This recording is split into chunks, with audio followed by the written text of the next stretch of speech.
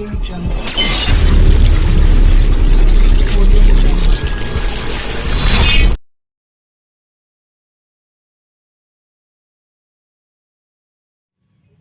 वालेकुम व्यूअर, मैं हूं डॉक्टर बिलाल अहमद राना और आप लोग देख रहे हैं हैंडसम माइंड टीवी चैनल।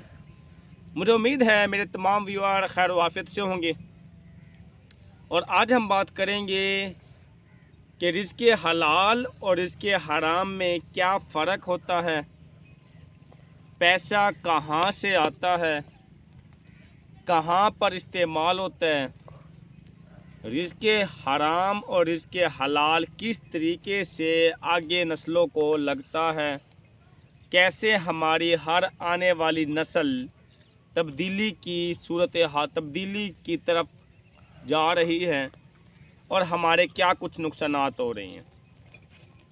इन सारी बातों को बताने के लिए पहले तो एक बात बताना चाहूँगा। हदीस का मफ़हूम है कि एक रिज़्क़ वो है जो बज़ाहिर कम दिखेगा लेकिन ज़्यादा होगा, और एक रिज़्क़ वो है जो कि बज़ाहिर ज़्यादा दिखेगा लेकिन कम होगा, और एक वो जो कि कम दिखेगा लेकिन ज़्यादा होगा। यानी जो रिज़्क़े हलाल है वो तो कम ही दिखाई देगा लेकिन ज़्यादा होगा, और जो रिज़्क़े हराम है वो तो ज़्यादा ही दिखाई देगा लेकिन कम होगा। अब वैसे तो हम तस्लीम करते हैं कि कुरान और हदीस के अंदर कभी झूठ नहीं हो सकता, जबकि इधर से इशारा है इस चीज़ की तरफ कि जो रिज़्क़े हलाल है वो बज़ाहिर कम है, बज़ाहिर देखने में कम है लेकिन ज़्यादा ही है, ज़्यादा ही है, ज़्यादा ही है। क्या मतलब है इसका? इसका मतलब ये है कि वो थोड़ा हो के भी उसमें पूरा हो जाना होता है इंसान का, उसमें उस इंसान के मामलात और काम नहीं रुकते। जबकि एक रिज़्क़ वो है जो बज़ाहिर ज़्यादा है, कार कोठी बंगलो अरबों रुपये बैंक के अंदर है लेकिन कम है। हदीस के मफ़हूम में आ गया कम है, तो इसका मतलब वो कम है। कम से मुराद क्या है कि वो पैसा हमारे किसी अच्छे इस्तेमाल में नहीं आ सकता, या वो पैसा बज़ाहिर कम होने से मुराद है कि उस सारे पैसों को मिलाने के बावजूद भी हमारे काम नहीं बनते। अब रिज़्क़े हलाल में बरकत है इसलिए ज़्यादा रहते हैं, वो इस्तेमाल करके भी पैसा बच जाता है, जबकि रिज़्क़े हराम में नहूसत है इसलिए वो जब इस्तेमाल करने लगते हैं तो वो पैसा ज़्यादा होने के बावजूद भी कम रह जाता है और हमें और पैसा चाहिए होता है अपना वो काम को करने के लिए। आप नोट करें, अगर आप समझना चाह रहे हैं कि आपके पैसे में बरकत कितनी है तो इस चीज़ की तरफ इशारा है। नोट करें, जब आप अपने रोज़मर्रा के मामलात भुगताते हैं, जब आप अपना मुख्तलिफ़ तरह के ख़र्चे करते हैं, तालीम पे, एजुकेशन पे, बच्चों की पढ़ाई पे, मेडिकल पे, या मुख्तलिफ़ तरह के घर बनाने पे, कोई भी ख़र्चे, अगर वो पैसा कम हो जाए और किसी से मांगने की नौबत आ जाए, इसका मतलब उस पैसे में उतनी बरकत कम है।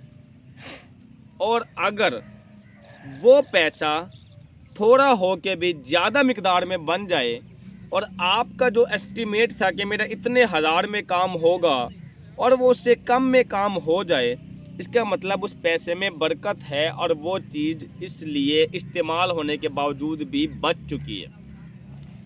अब चीज़ का बच जाने या इस चीज़ में बरकत का होने से क्या मुराद है? मैं एक दिन एक मौलाना साहब का बयान सुन रहा था तो वो बता रहे थे कि जी बरकत की मिसाल ऐसे है कि अब बकरियां हैं, अब बकरियों को हर साल बकरा ईद के मौके पे लाखों और करोड़ों और खरबों की तादाद में ज़िबा किया जाता है, जबकि बकरियां और भैंसें और ये वाले हलाल जानवर ये बच्चे भी 1 2 3 इस तरह से यानी कम पैदा करती हैं, और खरबों और लाखों की तादाद में ज़िबा होने के बावजूद भी उनका नाम इस धरती से ख़त्म होने के बजाय ज़्यादा हो जाता है। जबकि कुत्ता है وہ 11 بچے کتی ایک جنم دیتی ہے، جبکہ ان کو ذبح بھی نہیں کیا جاتا۔ کوئی آدھا کتا کبھی روڈ پہ مرا ہوا دکھ جائے وہ ایک الگ چیز ہے، لیکن یہ سارا کچھ ہونے کے باوجود، اتنا کچھ ہونے کے باوجود بھی، 11 بچے پیدا کرنے کے باوجود بھی آپ کو جو بھیڑ بکریوں کی تعداد ہے وہ زیادہ دکھے گی بنسبت کتوں کے یا حرام جانور کے۔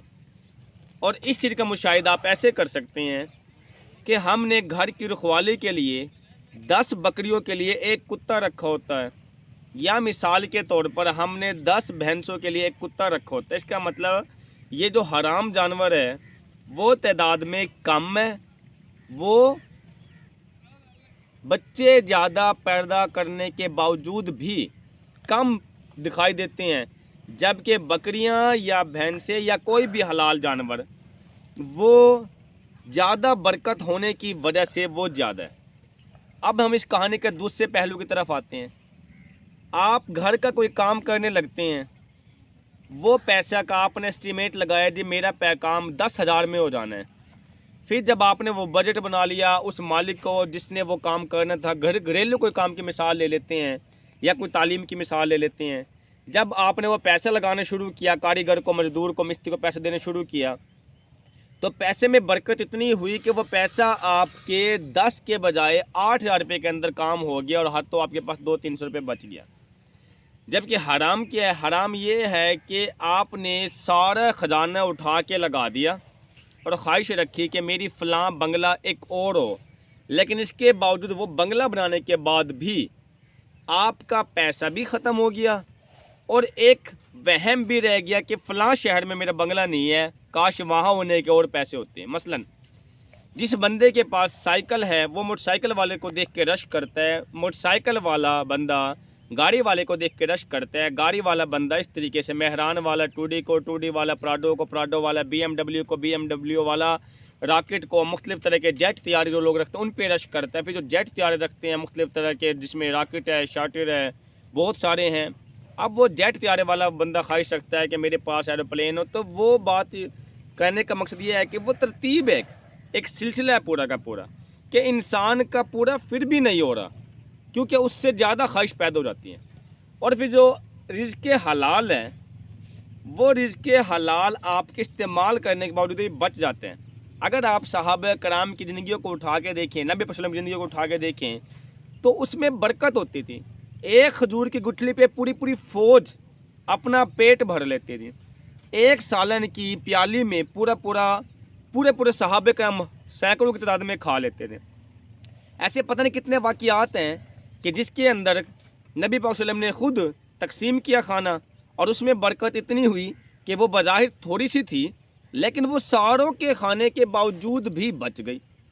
جبکہ رزق حرام کیا ہوتا ہے کہ ہم وافر مقدار کے اندر 10 کی جگہ پہ ہم شادی میں 12 دیگیں بنا لیتے ہیں کہیں کم نہ رہ جائے، لیکن وہ 12 کے باوجود بھی روٹی کم رہ جاتی ہے، کیونکہ وہ پیسہ حرام طریقے سے آیا تھا، حرام طریقے سے لگا تھا، اس میں برکت کہاں بچنی ہے، اس لیے اس کے اندر سے برکت ختم ہو جاتی ہے۔ پھر وہ جو حرام کا پیسہ ہوتا ہے وہ حرام کا پیسہ حرام طریقے سے نکلتا ہے۔ یہ کیسے ممکن ہے کہ ہم حرام کا پیسے کی توقع حلال کے طریقے پہ رکھ لیں؟ ناممکن چیز ہے۔ گندم کا بیج بو کے گندم نکلا کرتی ہے، چنے کا بیج بو کے چنا نکلا کرتا ہے، تو جو چیز بوتے ہیں وہ چیز نکلتی ہے، حرام میں سے حرام چیزیں نکلتی ہیں۔ جو حرام کا پیسہ ہوتا ہے وہ لگتا ہے بیماری پہ، وہ لگتا ہے ایسے استغفر اللہ کوئی آزمائشوں کے اوپر، یا وہ لگتا ہے کسی ایسی جگہ پہ کہ جہاں پہ بندے کا ویسے نقصان ہو جاتا ہے۔ مثال کے طور پر فصل ہے، اس فصل کا عشر نکالنا ہوتا ہے، صدقہ خیرات کرنا ہوتا ہے، ایک بندہ اس ایک بوری کے لیے رونا پیٹنا شروع کر دیتا ہے، ایک مثال کے طور پہ، یا تھوڑی سی اپنے اتنی بڑی فصل میں سے تھوڑی سی فصل گندم یا اناج کچھ بھی اللہ کے راستے میں دینے کے لیے رونا پیٹنا شروع کر دیتے ہیں۔ اب وہ اس کو روک لیتے ہیں کہ چلو اس سے بھی میرا پیسہ بن جائے گا اور میرا زیادہ ہو جائے گا فصل۔ ہوتا ہی ہے خدا نہ خواستہ کوئی ایسی بیماری لگتی ہے کہ وہ جو ساری فصل تھی وہ ساری فصل کو ڈبو دیتی ہے، اور وہ جو کسان ہے کوئی بھی ہے وہ بندہ بیٹھ جاتا ہے۔ اب بیٹھنے سے مراد یہ ہے کہ جو اس کو نفع ملنے کے چانسز تھے وہ نقصان میں بدل جاتے ہیں۔ अल्लाह रब्बुल इज़्ज़त की ज़ात तो कहती है कि मेरे रास्ते में लगाओ मैं तुम्हें 70 गुना ज़्यादा कर दूंगा।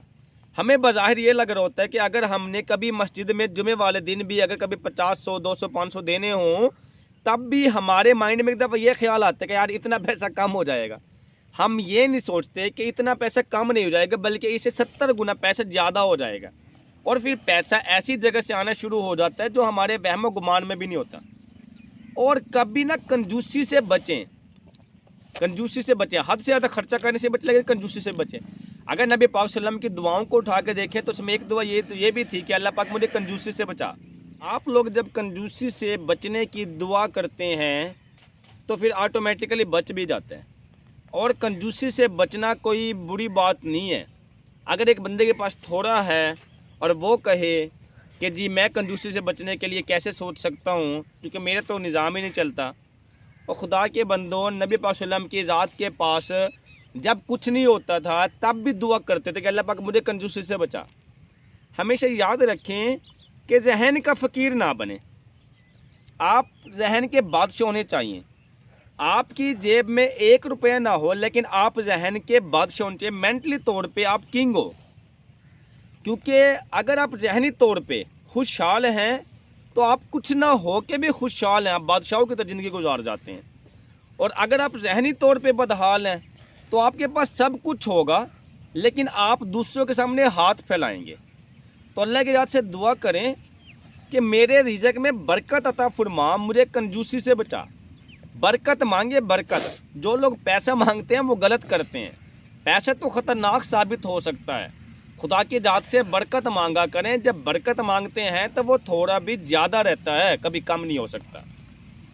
और जब चीज़ में, घर के मामलात में बरकत आना शुरू हो जाए, सारे मामलात आपके हल हो जाते हैं और आपको खुशियाँ मिलना शुरू हो जाती हैं। मुझे उम्मीद है आप आज की इस वीडियो से हलाल और हराम के फ़र्क को समझ चुके होंगे और आप लोग कोशिश करेंगे कि अगर हलाल में फ़ायदे ज़्यादा हैं तो हलाल की तरफ जाने की कोशिश करें। और वो ऑफिसरान जो करप्शन करके हराम कमा के समझते हमने ज़्यादा कमा लिया, वो गलत हैं। और वो बिजनेसमैन जो नाप तोल में कमी करके समझते हमने ज़्यादा कमा लिया, वो गलत हैं। और वो बाकी लोग जितने भी हमारे जॉब होल्डर हैं जो मुख्तलिफ़ तरह का हराम पैसे कमा के समझते हमने ज़्यादा कमा लिया, तो वो गलत हैं। आप बरकत मांगे खुदा की जात से और अच्छाई के रास्ते पे चलें, वो पैसा थोड़ा भी ज़्यादा हो जाएगा। जो आपका अच्छे तरीके से कमाया गया पैसा होगा वो हराम रास्ते नहीं जाएगा, उस पर आपकी औलाद नशे नहीं करेगी, उस पर आपकी आने वाली नस्लें तबाह नहीं होंगी, बल्कि उससे आपके काम बनेंगे और आपकी सोच तवक्कुआत से ज़्यादा आपके मामलात हल हो जाएंगे। मुझे उम्मीद है ये बातें आपको समझ में आ गई होंगी। इसके साथ ही इजाज़त दीजिए। अल्लाह हाफिज़।